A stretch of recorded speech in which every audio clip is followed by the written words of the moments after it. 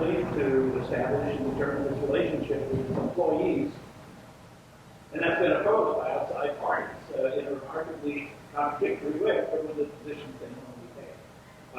And the process of the UAW and Volkswagen in this plant since it was established has been remarkable for Tennessee, involving Tennessee politics and numerous outside interest groups who have seen it as a threat to their entrenched positions. Much of it was written about very expertly by Lydia DePillis in the Washington Post, and that's one of the reasons we were hopeful that you would have joined us.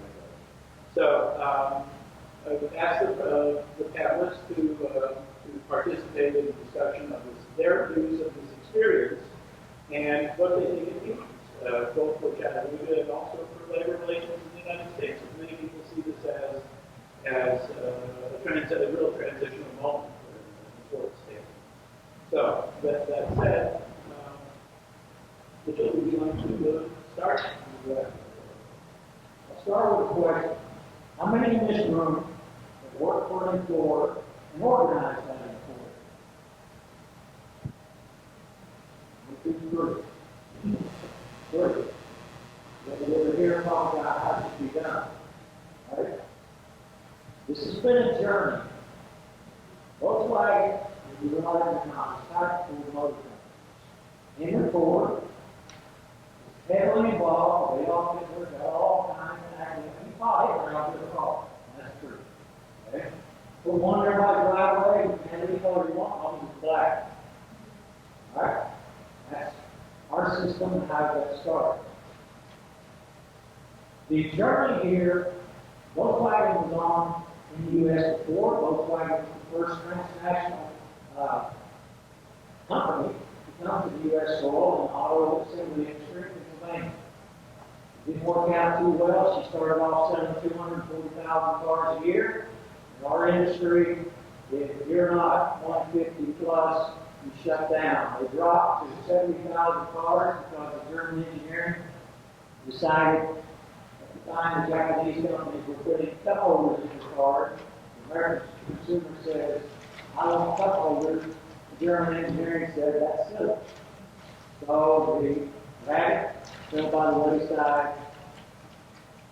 This is the automobile industry, and it's a large part of that your economic drivers in this country.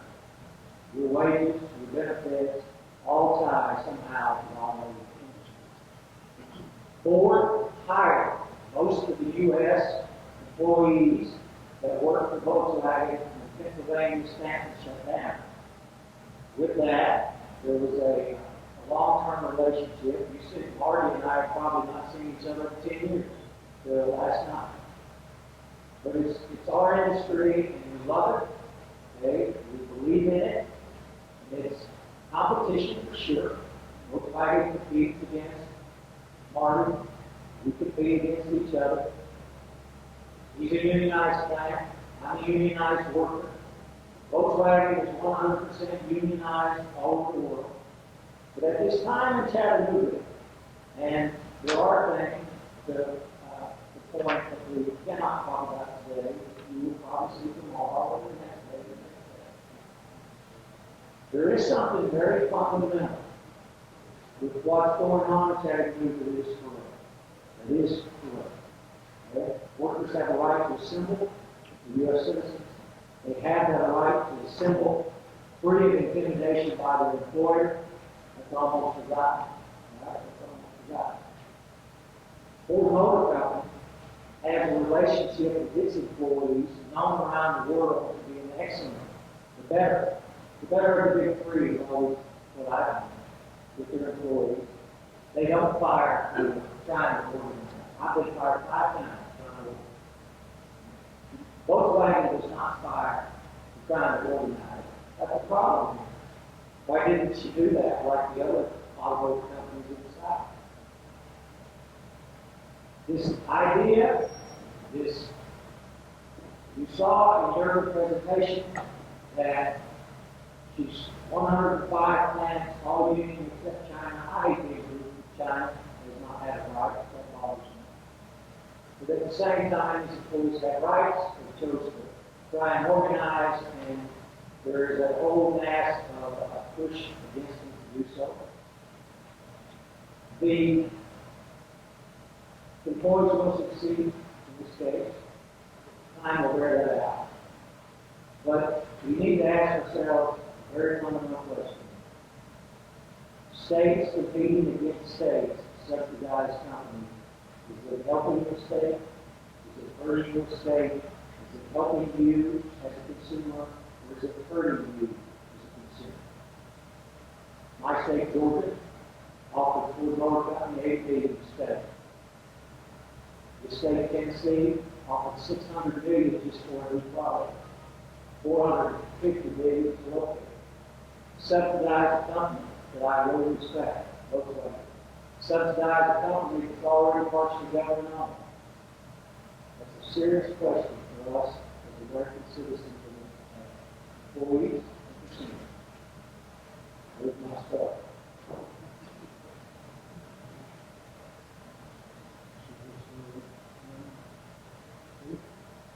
Like Jackson, the primary targets here were UAW and Volkswagen.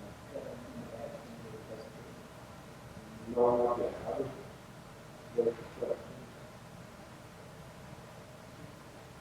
Oh, well, let me just ask, you kind of intimated that there's something going on that we don't know about. What I just recently read is that Volkswagen was going to give representation to groups that had 45% representation, 15% representation. I didn't see a percentage to the 35. 15, 30, and greater than 45. That's their policy that they rolled out 2 days ago.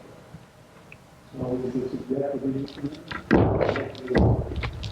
How do you think this is going to work out, or is this an internal? From the UAW perspective, it's an internal. It's in process. Well, in fact, it was a result, passing this policy is a result of the last election in February. Because, I learned only in the US that we can fix it all, so they lost, and so I'm not able to take another organizing drive for another year. And the Volkswagen position on this election result was, of course, very complicated. As you saw in my presentation, the board of management in very important issues needs the votes of the employee side and the supervisory board.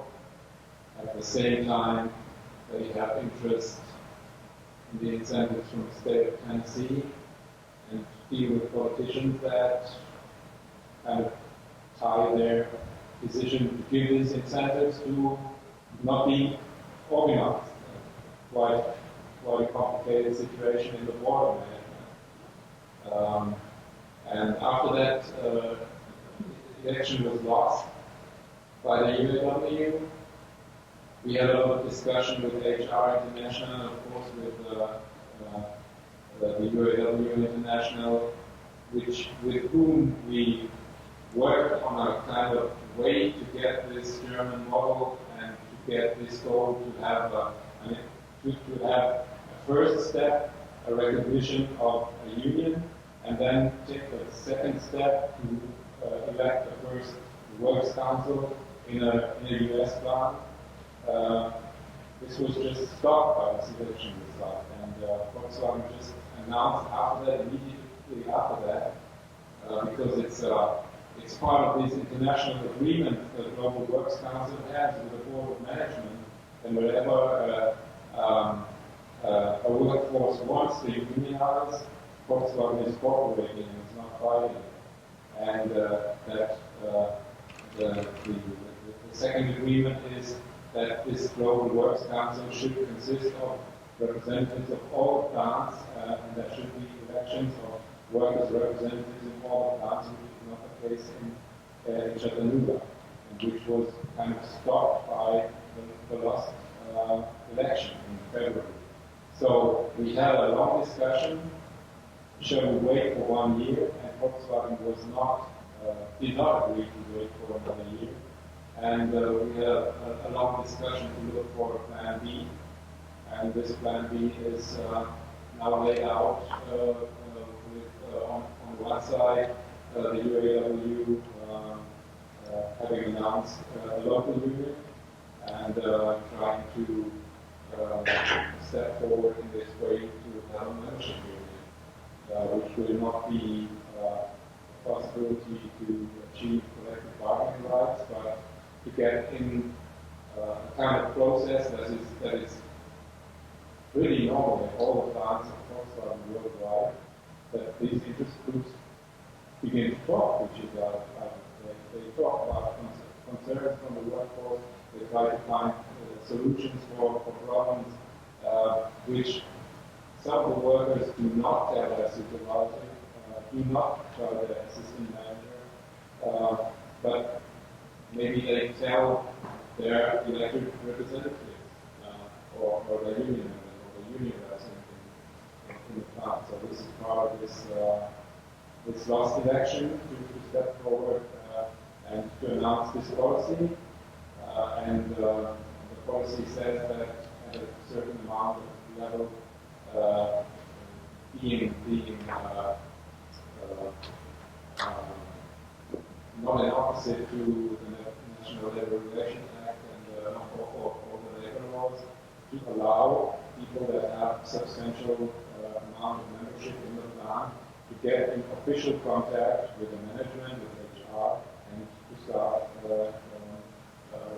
discussions and find solutions for problems in the workforce.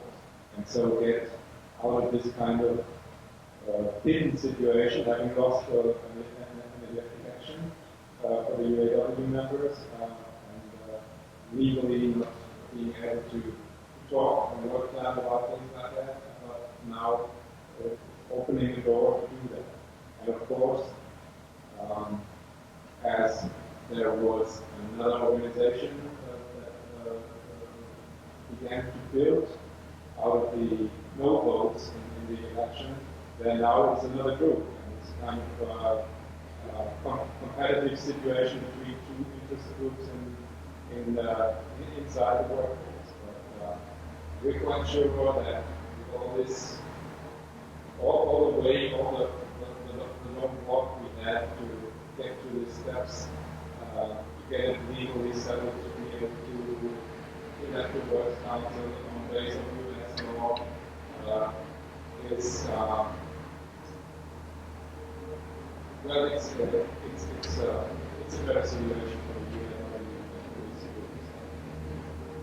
Look forward to getting to actual discussion. I feel like I have more questions than things to say. And I first wanted just to back up to your presentation again, because obviously you didn't anticipate this kind of issue, say agency, when, as you mentioned, you were on the supervisor board that said Chattanooga. But how are you thinking about the process at that point, at that very early stage? What was the plan so that you just not anticipated doing the way you come in and you were not going to be in what you would sell? Well, this was the period when Volkswagen was struck by the stone attack from the financial crisis, and at the same time it was, as you could see in my chart, it was a very uprising way in increasing the workforce, increasing operating profits, increasing the number of products in the plant. So it was a very successful political start. At the same time, we took decisions to build new plants in Russia and India and in other regions of the world. And we have an agreement since 2000, it's called our social charter, that whenever it's signed, it's signed by the Local Works Council, it's signed by the Board of Management, it's signed by Ingemetal, and it's signed by the International Union Association in Geneva. It was monitored by the International Labour Organization in Geneva that whenever a workforce wants to unionize, Volkswagen will recognize these unions and will cooperate. So it was not a question before we took the decision, it was normal for us. And actually it takes place in all the other plants I know about. We just have our first collective bargaining agreement in the plant in Chattanooga near Moscow, with 3 unions at the table. And we just have a few months ago the first collective agreement with a completely new union in the Indian plant. So this is a normal process, and we never recognized before we took the decision in the supervisory board that we would have such an opposition, in the land of democracy going over here. So we were not aware of that. Could I ask a speculative question to Mark? Ford Motor Company could implement works councils right now because there's but if you implemented works councils, maybe this is to vote. If you implemented works councils at Ford, the role of the union would change quite a bit. There would be much less influence of shop stewards and so on. Works councils would be elected, so you have this dual sort of authority structure in terms of employee representation.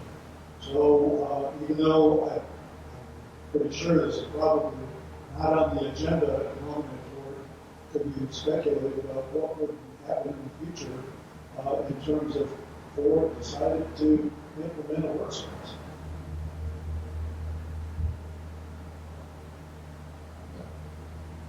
On this journey, we had to learn about works councils.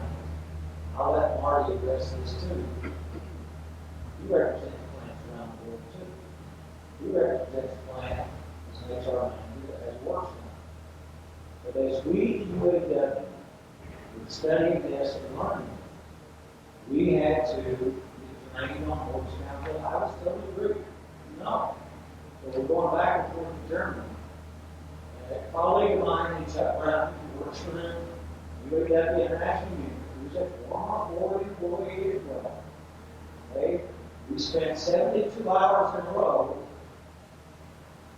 developing a teaching technique for the Germans how joint programs work in the auto industry in the Big Three. Joint program. He knows it well. Okay? So it was in the information exchange where the Germans were trying to train us about works councils. We were trying to train the Germans about joint programs. That someone laid down the PowerPoint, and in the overlay, 2/3 of what a works council did was what in the U.S. already joint programs did. Email already known it. I didn't know that. Okay? Neither did anyone else at the table.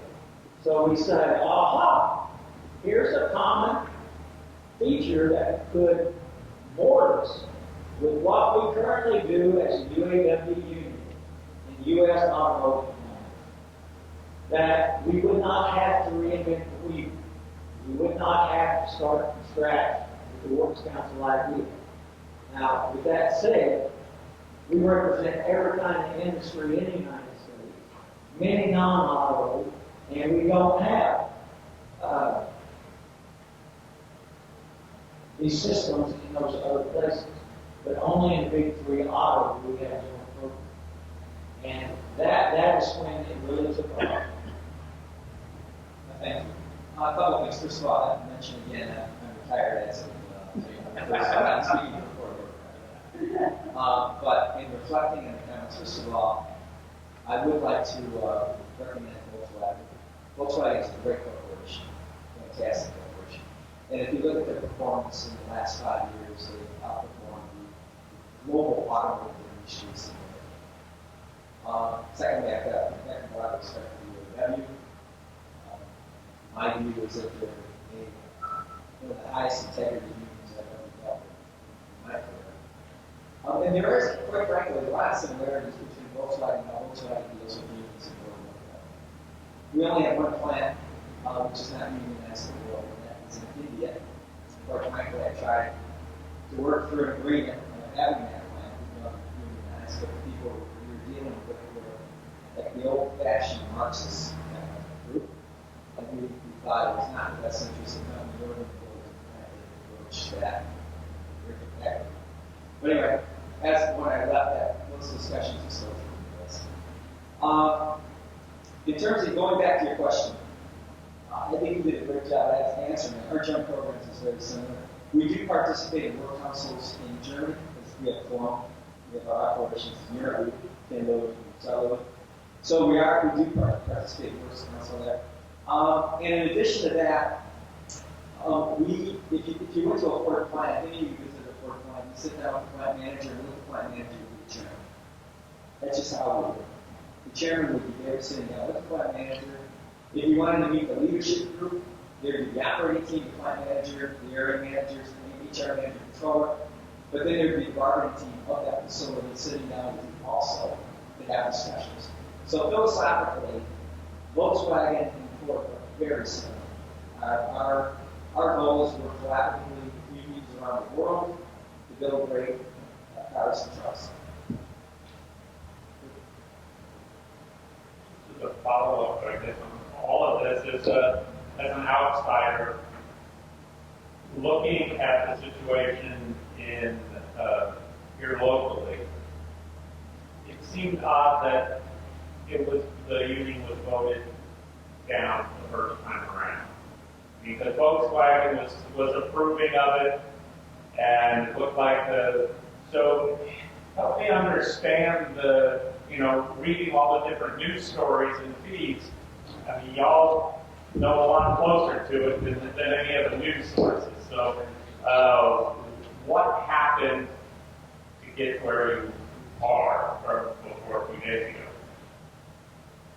Is there a specific question why was it voted down? Well, let's focus on that. That's an easy one to answer.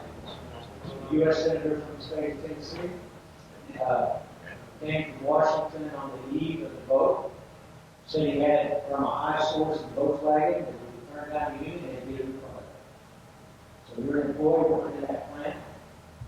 You know, I just gave you the figures, you need to be making 200,000 plus vehicles a year to survive in the United States auto industry. You know that in your plant, we've had informational meetings with management telling you you're down below 135 now.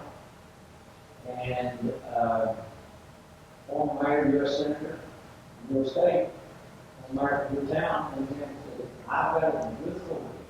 You get a new product, you go to the union now. You're an employee, worried about your future in that plant, what do you do? That's exactly what happened. We as UAW, we had a majority on cars. We had been in discussions with Volkswagen about a U.S. law, you can recognize one car, there's a majority recognize it. And I tell you, it's straight true. In July, we had a majority on cars 2 years ago. In August, the state of Tennessee found out we had a majority. The state of Tennessee approaches Volkswagen and says, we'll give you $300 million if you don't recognize it. And that started a serious discussion that led all the way around to the first of the year, where Volkswagen straddles the fence, says we'll have a vote, and immediately the state of Tennessee says now you can't have the money because you're going to let those employees make a choice. Thank you. As a consumer of information, and this goes to the writer, to the writer, I mean, it's very difficult to get the wheat and the chaff when you're digesting news stories. I mean, how do you feel in terms of the representation of what this story was and how close to the facts or truth or what you're dealing with general about reporting on this story. Yeah. Well, it's crazy because some of the most in-depth, earliest reporting was by a guy named Mike at News Times, and he knew it inside and out. And he's not the most unbiased person in the world, but that was the only place to find what was going on. But it was really like labor lefty publication. And so I think when it all kind of started happening, like the rest of the media woke up, it's really, really hard because unless you were previously networked with the workers there, I learned about this a week before the vote. Got on our plane, come back to the shut down, like there's no outside in. I could talk to some of the people who Volkswagen made available, or rather the UAW did. But the opposing group wasn't really talking, sorry, and they weren't really talking. So it was very difficult to get to the rank and file, and that's kind of the only way you can determine what they're thinking. You can monitor Facebook groups, but to say I'm not quite sure what the dialogue is in that plan. And I think that the intimidation was certainly a factor. But I think that the opposing group also had lots of stories for the UAW in Detroit, and they dragged down the plant, of course, into bankruptcy, and those are the kinds of things that fester. So it wasn't just those immediate factors. And so the question I have now is that now that the UAW has said I'm running a vehicle to Chattanooga, that piece of uncertainty is gone away. So we can come over again. Corporate can't come in and lie about that. So why wouldn't they? If that was the thing that wasn't to go against it, why wouldn't they report it this time? But there does appear to be a group now that has several hundred members. I'm trying to talk them down. But so why would the world kind of understand? So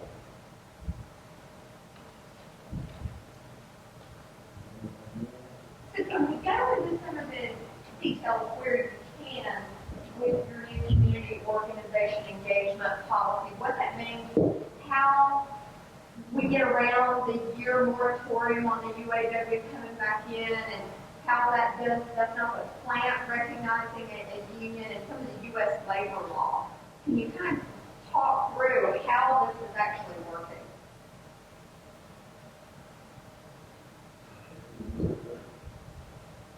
Well, you can't talk about something because we didn't experience it.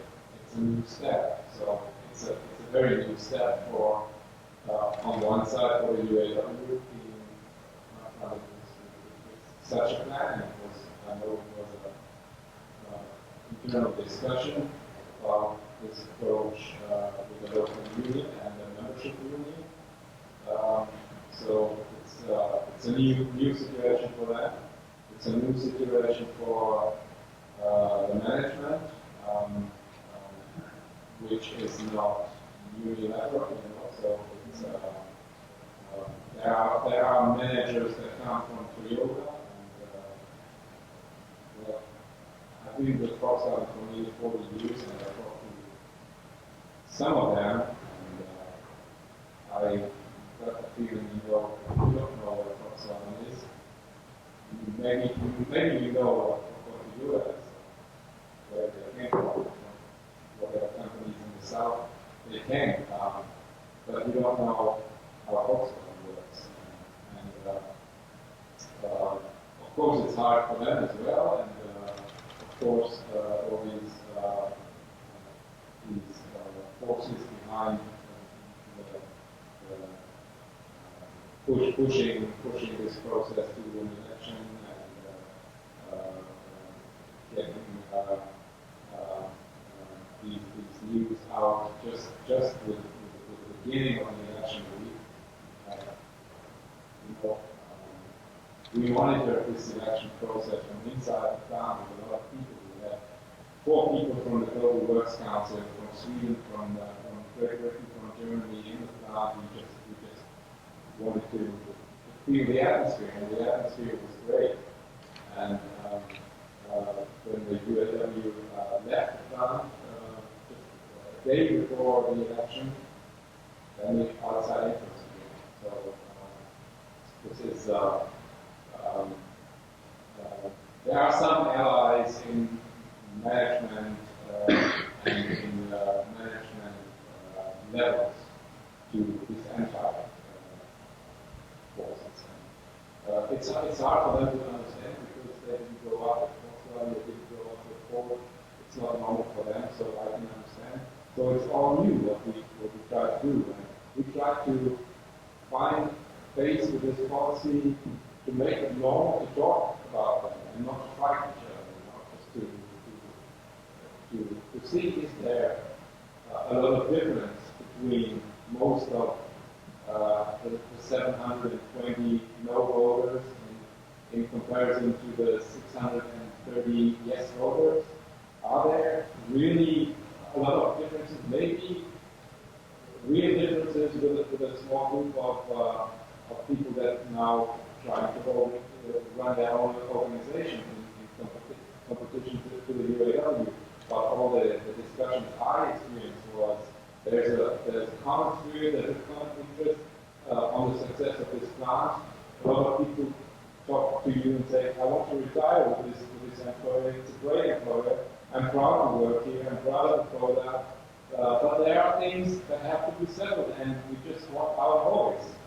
And we just experienced this process, trying to implement it and trying to have a base of a company's policy that can't be fought with what do you say, claims, people going, anti-groups going to court to that. You are not allowed to do that. So this is the base just to start this dialogue process with our workforce about representation. Is the influence, the outside influences, it sounds like if the workforce and the company were able to block out everything else, that this would be a smoother operation. I'm particularly thinking about the mayor/senator/ advertising and all of these third-party groups that are not really involved in the buying or selling of Volkswagen products. Is this a growing trend that y'all see, that these third parties are really getting into the process that is good or bad or indifferent? I mean, what's y'all's opinion on Yes. that? Oh, there you go. It was very interesting today that we, the UAW, withdrew the objections to the election. I counted the attorneys for the opposing side within the room. There were 23 of them. Looking for one here.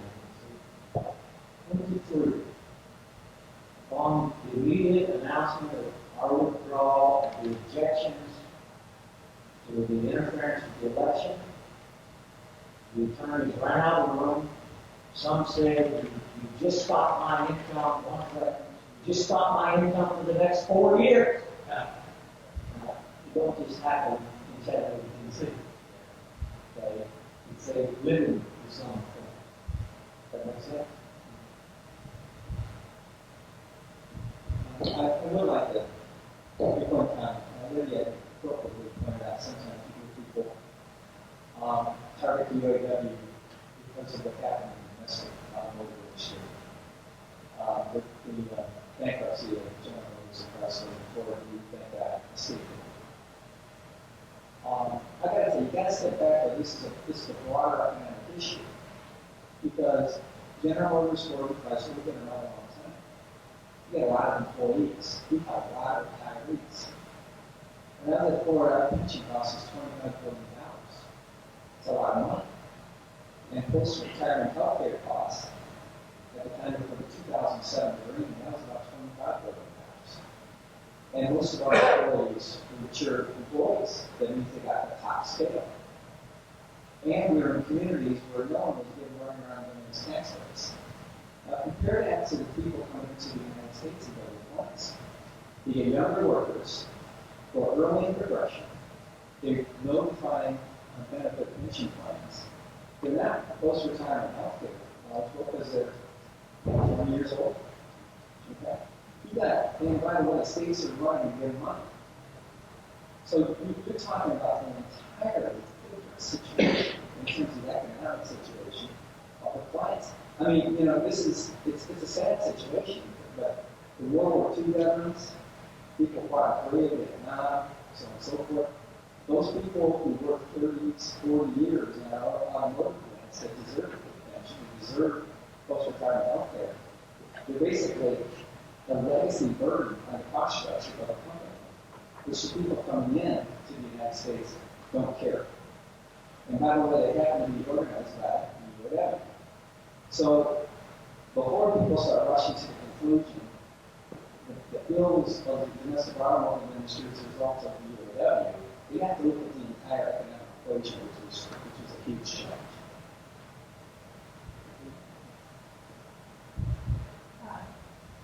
Yeah, I mean, I think that's interesting. But I think that it's crazy. You saw, like, I was just looking at the graph.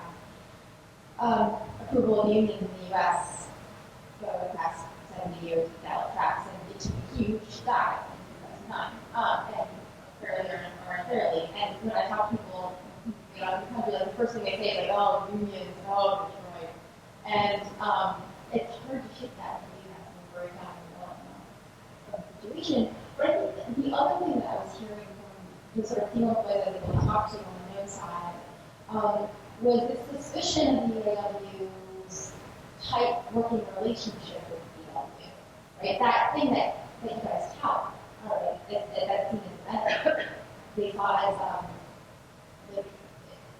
a sign of corruption or just excessive coziness that would go well for workers long term because they know that UAW has to compete. And so I think that's and I mentioned this, alluded to it in my talk about lunch, like I think it's difficult for employees to trust a union and employees working so closely with a company in a country where those relationships have been sort of more adversarial and Germany. So how do you rely swallow that doubt and that worry? And again, I'm just curious to know, like, do you think that the road will change now that the plan is secure and having any product there?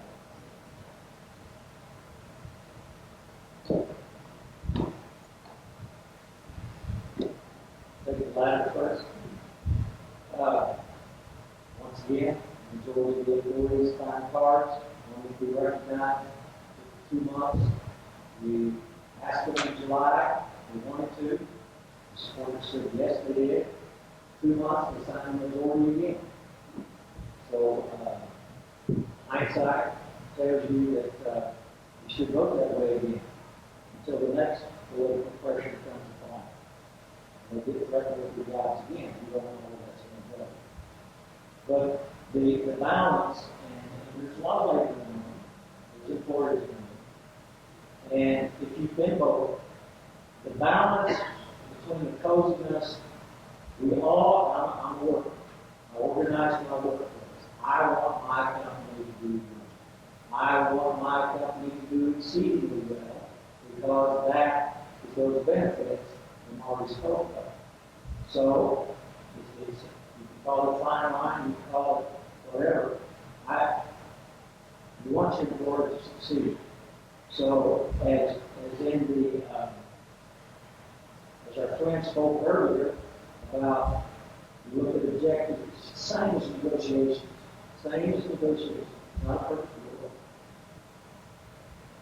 If you go by what the news puts out in Detroit, I don't work in Detroit, I'm from the line source. Okay? But I'm a model worker from Detroit.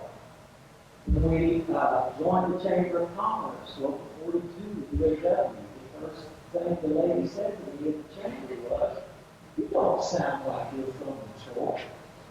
You know, and I have to say, man, you're an example to me. I can come and make the door. Okay? So there's, as speaking of, there's a stereotype in the media that's been very controlled. You know, everybody knows that the union has three ranks, 15 local region in Tennessee, and long before terms. Right? Does anybody know through the media that in North Carolina, the UAW represents over 12,000 migrant workers? You've been here for a long time. And you would think we just showed up by what you really need.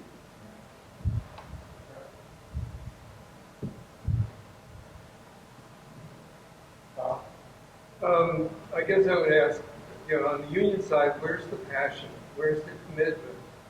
You know, in this case, you know, the ability to frighten off the workforce off of a vote that they had approved of and were going to support, and then suddenly they backed away from, kind of brings into the question of how firmly committed are they to making that happen.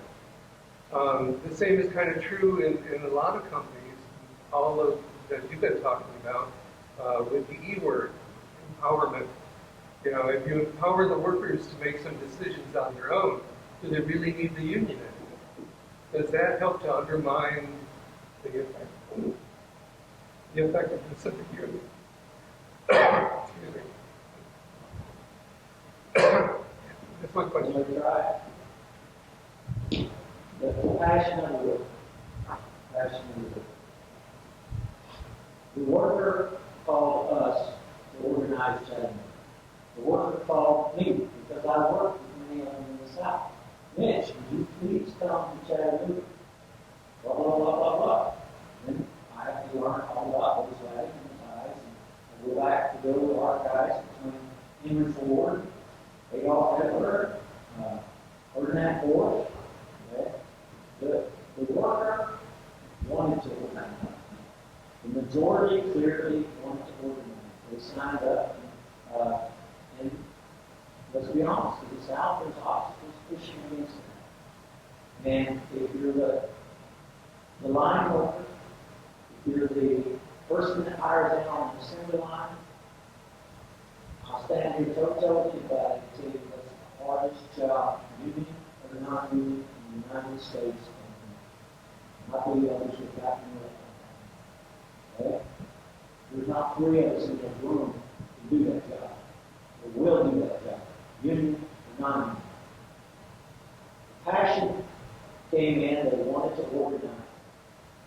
There's not been much discussion about economics. It's not for the money in the pocket. It's to have that voice in the company, the voice in the company, the voice in their future. That's why they wanted to organize. That's why they called me. Okay? Then, when they got the pushback and scared, and as we, Friday night, after February 14th, when we lost the election, I walked to every family that showed up. Every family that showed up at that worker, and I asked what happened. What happened? You were way over 200 yesterday on the guards. What happened? And with the exception of one spouse, every one of them said this. If you heard the news, you need a job. You know, people aren't making so much money. Again, you know, there's no money talk in numbers, because it really wasn't good. Okay? But I need a job. My husband needs a job. My wife needs a job. Okay? And if they can't get a new product, and the market share is starting to fall in Volkswagen, then what choice do we have? They need the money from the state to have a future. It came down between a future and threat of a future. That killed the passion for a little while. For a little while, that killed the passion. And then when they found out they were lied to, for 2 weeks, there wasn't an announcement of a new product. And the board that this man sat on before, where the union, the employees jointly with the company decided where products go, came across later with the product. The employee became more educated about how they could have a say in the future. Here they came. We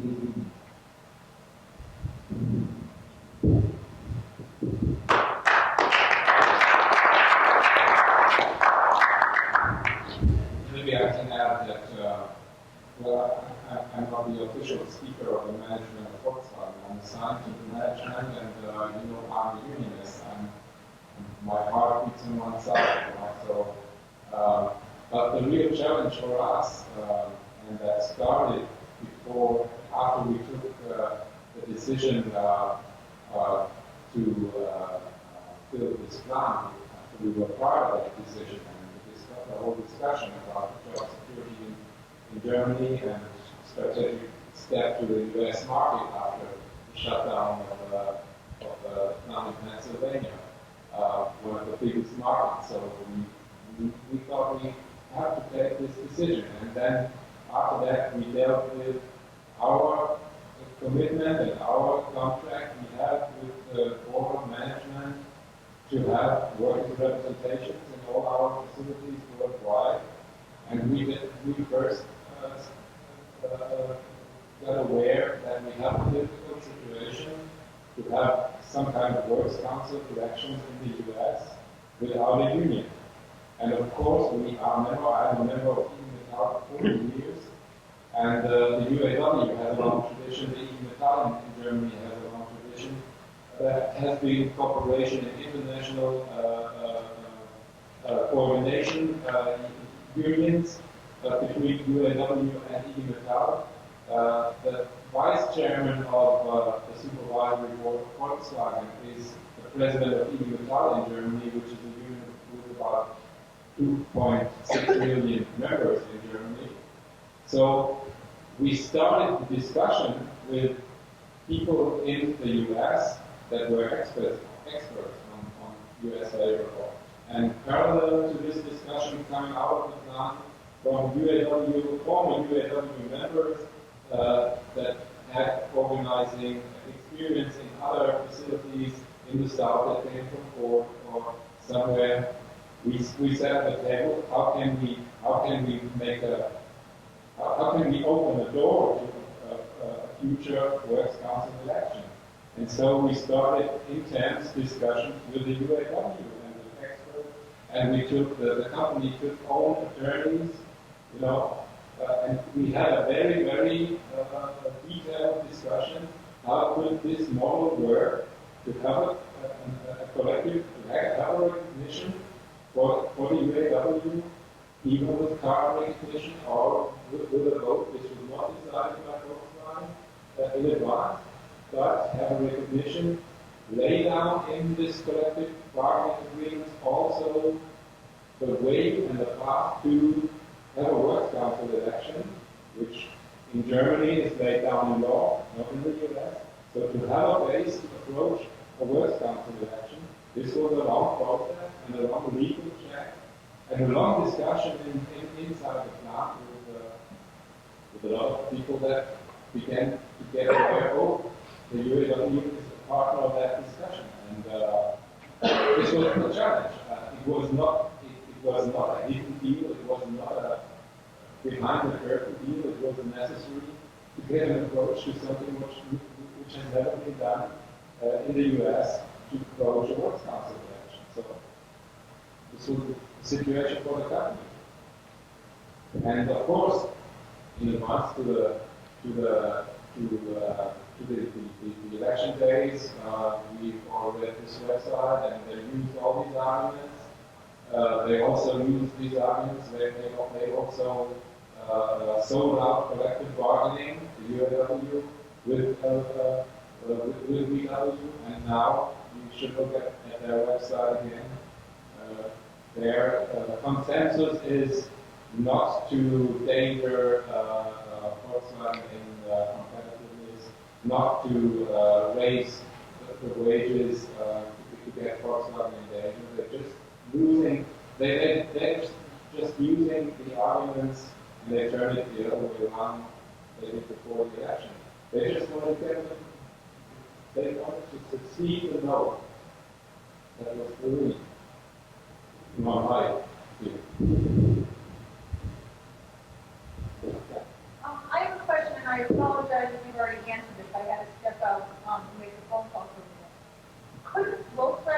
voluntary recognized the union and avoided the whole election question and all of the political outside influence? Wow. They sure could have. They would have got that $600 million today. And did they explain why the company would do that? I heard this argument. I went to Washington in October last year with the president of India, and we had a lot of contacts to Congress people, to senators, and we met with Tom Paris, and the question that was always asked, if there's a majority, why don't you as a company not recognize the UAW? You can avoid a lot of bad media echo, you can avoid this campaign, this is American experience. Well, we couldn't answer that question because that's what I said. On one side, the board of management that started negotiations with Tennessee for incentives or for the settlement of the plant, they must have had some, I don't know if it was a deal, if it was an agreement. We come to Chattanooga and we give you the incentives, and but you know, there's one point that is critical to Tennessee, and there was a conflict at the board of management. You know, they need the 10 votes of the union guys in Germany for the decision to implement the plan. And now the people who want to build the plan say, we will not have a union in the plan. So, on my behalf, this was one of the reasons for a strategy to delay the process, to just get different attorneys to other opinions, and it took half a year. The pressure was high enough, and Volkswagen, the board of management, then decided to go for a vote. And the Global Works Council agreed to that because we had a good feeling. We knew that there was a majority. I experienced the discussion in the plant. I've been in Chattanooga since May last year, and we never thought this could have been turned around.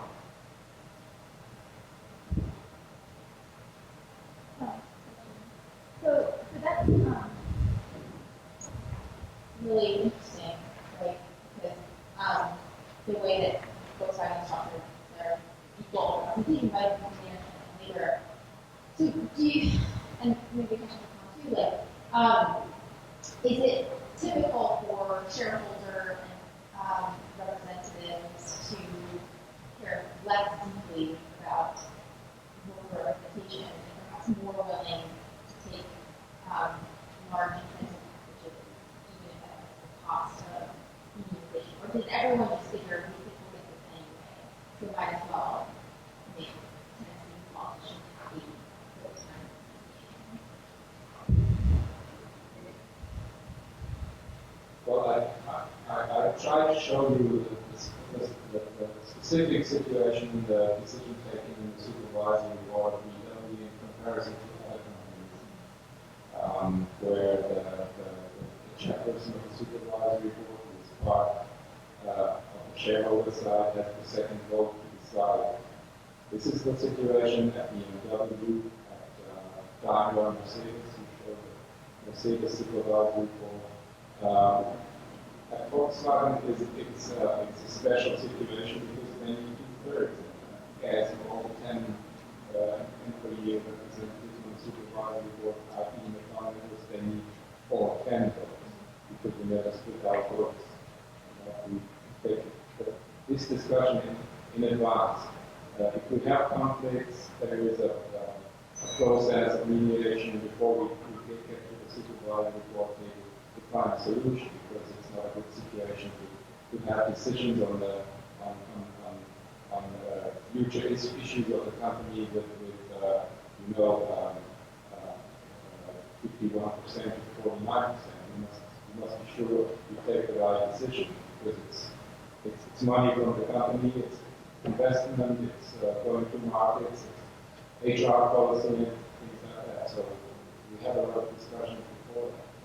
And yeah, we experienced that a lot of competitors, German competitors, came to the south before UAW came, and they have unions, and they have works councils, and they have global structures as well, and they also didn't succeed to get union representation at the UAW. Where is it? North Carolina, South Carolina. There's a struggle in Tuscaloosa with Mercedes. There are some suppliers, significant suppliers from Germany with subsidiaries in the south, and it never worked out to get the UAW recognized there, except Daimler trucks. I actually wanted to ask about that too, because I know there's lots of German car companies in the U.S. and it's been much more of a struggle to get them unionized. So was there a similar process that happened prior to last year that failed? It just seems like BMW, maybe down there, haven't tried as hard as BMW really is to get representation here. They haven't brought it to this point.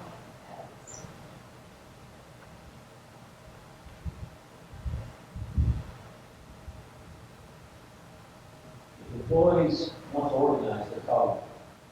I want to organize. South Carolina, they don't call. Mercedes calls, the ones call. That's why you see some activity. We're an organization that's a service organization. So where people want to organize, they contact you to organize. You don't, go search yourself somewhere where you might want. Even if the company doesn't. Well, the employee is the one who wants to organize. I'm an employee. I want a union. Or I want to work something. And I'm the one that drives it. Great. So you're saying South Carolina employee for a German automaker might not call UAW just because it's the South and that's the culture, even if. Probably in the past 10 years from the BMW plant, we've never had the alternate allowance from my offices. We've probably never had 10 calls from it's a problem. Okay. And what would happen if you went in to introduce yourself to UAW? Oh, you go meet with the ones that call you. So you, like Brother said, you always return the call. Okay? The service organization. But if you're going to get recognized, what are you going to have? 50% plus one, bare minimum. Okay? U.S. law, you can run 30% and take a vote. But if you know you don't have a third, what are you going to do? You can't help. Your job is to help. One question on the European side. The folks that you are in contact with, did they just think this was the nuttiest situation? I mean, you grew up in your environment, work environment, came over here working in this situation. We've heard a lot about what's going on in the U.S. What is the reaction from the other workers in Germany, the other brothers in your union? Well, of course, it's a lot of questions, and being on a long walk that is now ongoing since 3 years, a lot of people can't answer the question, why isn't it possible? But on the other side, we started this international cooperation with unions in the 90s. Yes, in 1992 we had the first agreement on a European Works Council, and this was quite a process to come together. Just to give you some examples, we have plants in Spain that came on the table with 4 different unions: communist-orientated union, anarchist-orientated union. And when we met the management, the first guy had a proposal, or he wanted an answer, and the second guy looked up and made an opposite statement to that. So we are on a long way to to learn to understand each other, different cultures from different unions, and in fact, a lot of unions have very, very, very hard histories. One of the first shop stewards in the plant in Sao Bernardo, in Sao Paulo, was a guy named Lula da Silva, who later became the president of Brazil. The union in Poland, where we have 3 plants, is Solidarność. The leader became the Peace and Prize and the president of the country. So we got some experience that is hard, not to mention the guy in South Africa, where one of the sources of the resistance against apartheid, and the first president of the shop stewards in VW plant in Uitenhage, later became the president of the South African AFCL corporation. So we have a lot of experience on that, but this experience says it's political, it's different cultures, we got to have patience, we got to understand each other, and it's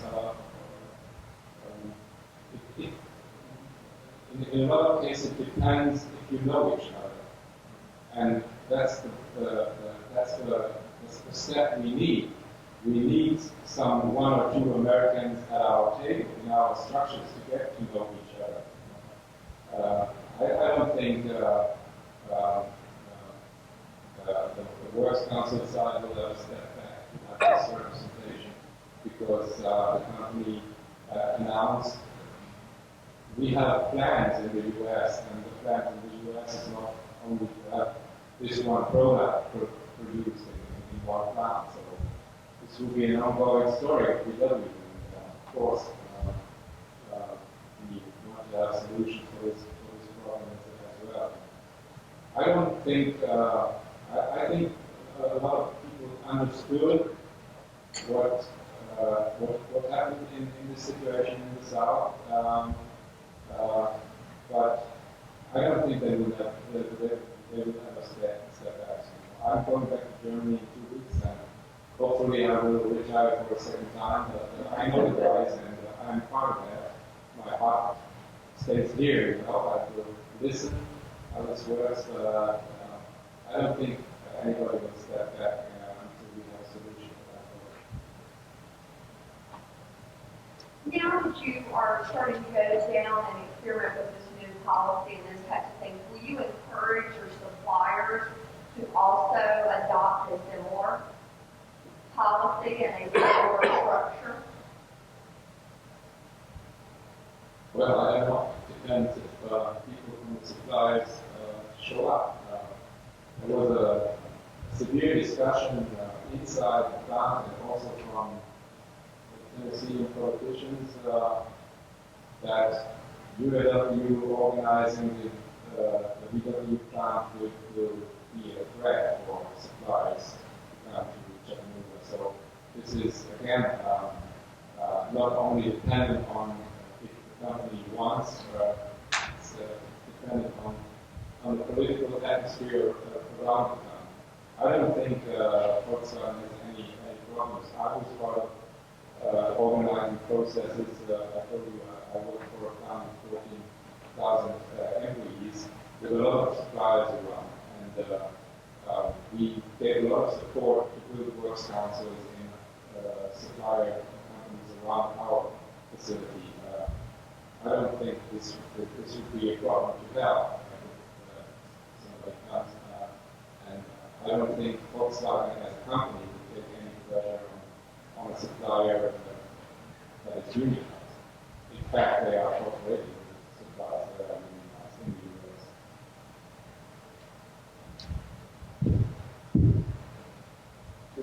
To your point, I don't think one motor had a problem getting the supplier, whether they were union or non-union.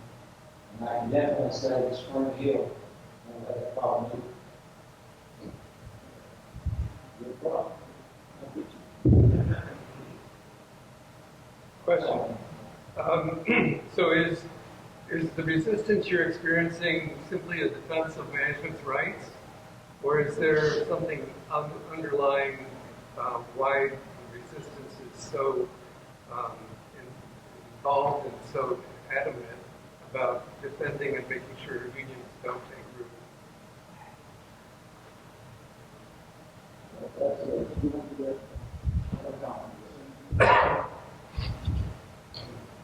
I don't think it's about management rights because management more or less wants to do it. But as far as Volkswagen, but in terms of the larger context of the state and the country as a whole, I think it basically is part of the concerted effort coming from the Right to Work Committee from the 70s. I think something fundamentally changed in the late 70s. And that business, National Association of Manufacturers, Chamber of Commerce, and so on have changed their direction considerably. So, for instance, if you take this American Council of Employees, they're getting legal help. And it's like, who are these? They're a small group, a minority, a very small minority of the company that basically opposes recipients, opposes unionization. They're getting legal help from 2 lawyers, and as I understand it, they're connected to Grover Norquist's movement, which is a very right-wing political movement that's totally opposed to unionization. So, you can implant something like this in every company that wants to organize a union. And it's like, where is this money coming from? Money's also coming from the Koch brothers to finance this sort of thing. So, I don't know this, I haven't studied Volkswagen in particular, but this is just what I read from the New York Times reports of what's happened in Chattanooga. And these sort of things don't get too much play, although the Koch brothers supported right-wing candidates around the country, it does get a certain amount of support.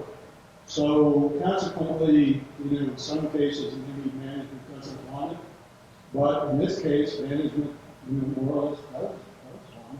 So it's kind of like an unusual kind of situation. So you see this mobilization of anti-union support. This is, this is a tough thing to work against, and it can be pretty systematic. And any involvement by the union, of course, erodes management's total rights to run the corporation. And it also tends to slow down decision-making in some cases. So that depends on how you look at it.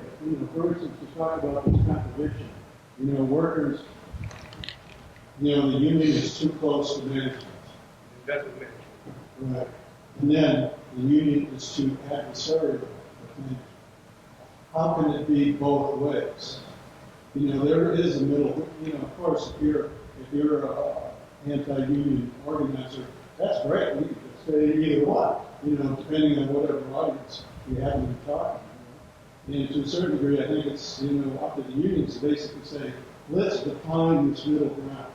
Let's define where management and union cooperate together to further management rights and to further workers' rights and to make greater cooperation within the firm, more teamwork, more efficient operations, and so on. So consequently, that is a challenge to the unions to be able to do that.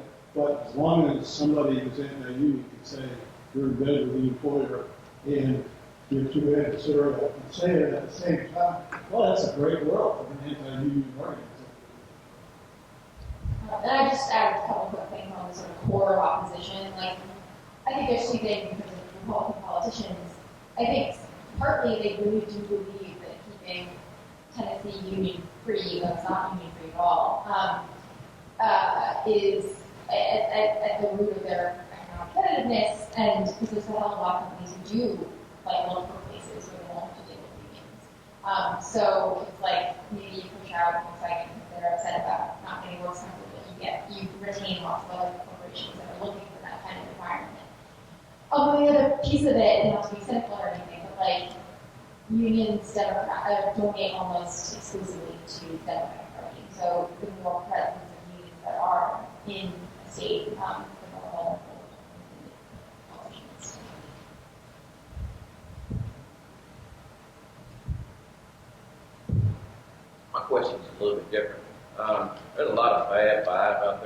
about how a union sometimes does not produce the same amount of quality and the quantity.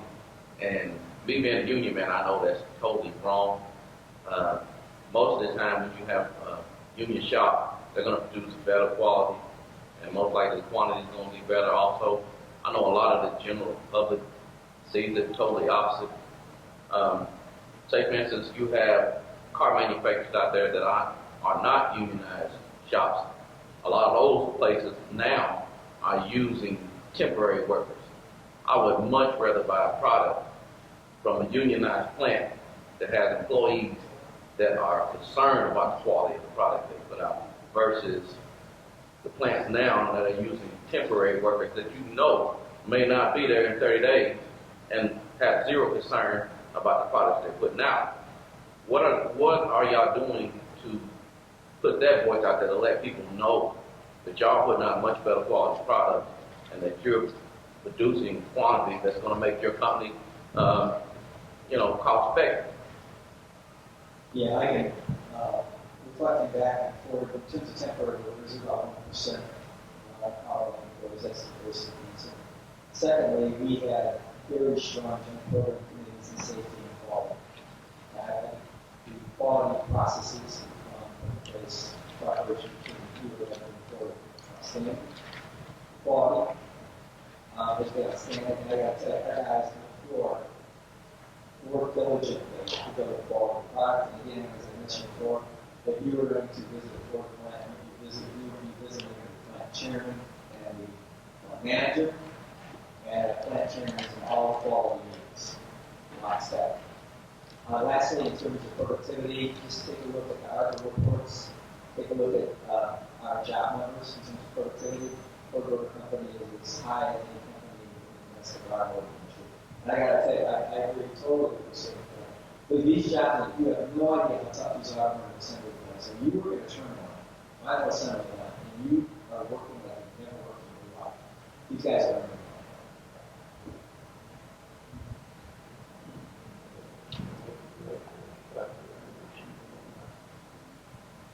Any other questions? Any comments? Concerns? Yes. Well, in coming to these conferences, I've learned that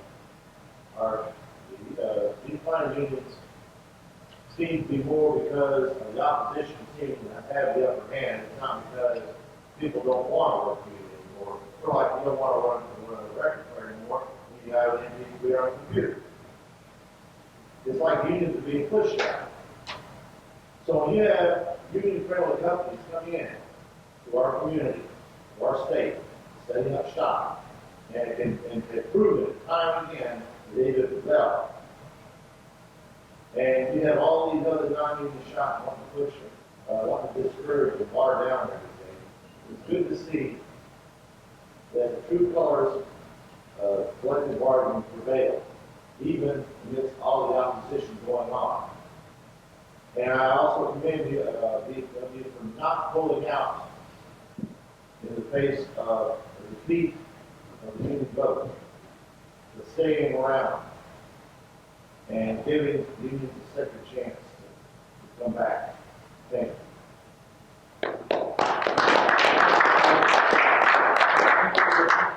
Thank you all. A very interesting review discussion of many dimensions of the Volkswagen UAW